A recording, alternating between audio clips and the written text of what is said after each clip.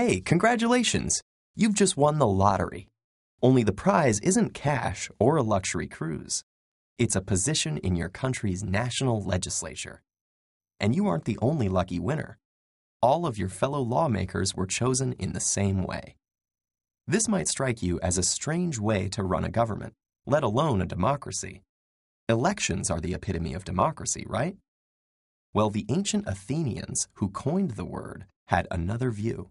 In fact, elections only played a small role in Athenian democracy, with most offices filled by random lottery from a pool of citizen volunteers. Unlike the representative democracies common today, where voters elect leaders to make laws and decisions on their behalf, 5th century BC Athens was a direct democracy that encouraged wide participation through the principle of ha boulamenos, or anyone who wishes. This meant that any of its approximately 30,000 eligible citizens could attend the ecclesia, a general assembly meeting several times a month. In principle, any of the 6,000 or so who showed up at each session had the right to address their fellow citizens, propose a law, or bring a public lawsuit. Of course, a crowd of 6,000 people trying to speak at the same time would not have made for effective government. So the Athenian system also relied on a 500-member governing council called the boule to set the agenda and evaluate proposals, in addition to hundreds of jurors and magistrates to handle legal matters. Rather than being elected or appointed, the people in these positions were chosen by lot. This process of randomized selection is known as sortition.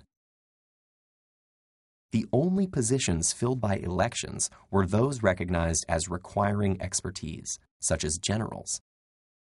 But these were considered aristocratic, meaning rule by the best, as opposed to democracies, rule by the many. How did this system come to be?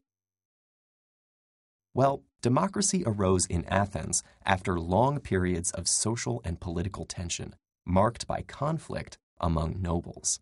Powers once restricted to elites, such as speaking in the assembly and having their votes counted, were expanded to ordinary citizens, and the ability of ordinary citizens to perform these tasks adequately became a central feature of the democratic ideology of Athens. Rather than a privilege, civic participation was the duty of all citizens, with sortition and strict term limits preventing governing classes or political parties from forming. By 21st century standards, Athenian rule by the many excluded an awful lot of people. Women, slaves, and foreigners were denied full citizenship, and when we filter out those too young to serve, the pool of eligible Athenians drops to only 10 to 20% of the overall population. Some ancient philosophers, including Plato, disparaged this form of democracy as being anarchic and run by fools. But today, the word has such positive associations that vastly different regimes claim to embody it. At the same time, some share Plato's skepticism about the wisdom of crowds. Many modern democracies reconcile this conflict by having citizens elect those they consider qualified to legislate on their behalf. But this poses its own problems, including the influence of wealth and the emergence of professional politicians with different interests than their constituents. Could reviving election by lottery lead to more effective government through a more diverse and representative group of legislators? Or does modern political office, like Athenian military command, require specialized knowledge and skills? You probably shouldn't hold your breath to win a spot in your country's government.